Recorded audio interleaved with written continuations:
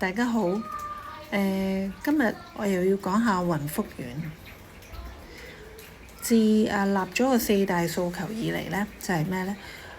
要支援所有雲福苑嘅受災者啦，建立獨立調查委員會啦，睇下個工程係咪有疏忽啦，同埋呢要負責嘅官員呢係負責返嘅，即係到而家為止呢，好似就冇一個訴求可以達到啦。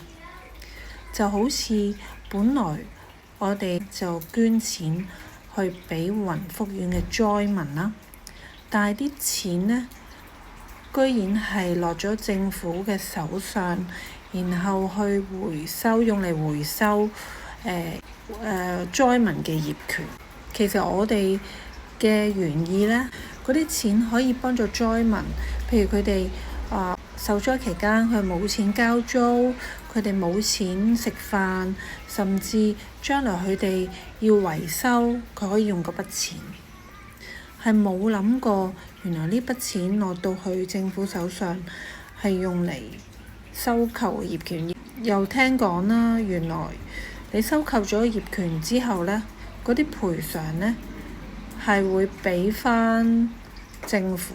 咁係咪因為咁樣呢？所以政府要逼嗰啲業主呢盡快去簽咗放棄業權嘅證明書呢？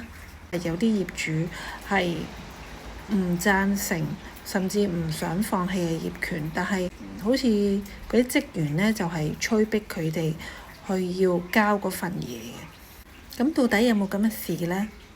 係咪政府要回應下呢？如果冇咁嘅事，另外呢，就係到依家為止啦。我雖然開咗一聽證會，但係好似仲未有人需要為呢件事負責嘅。例如啦，曾經話9歲嗰啲業主去做大維修嘅黃碧嬌議員，好似係完全冇蹤影啦，係唔需要喺呢件事上邊負任何責任啦，咁喎。點解呢？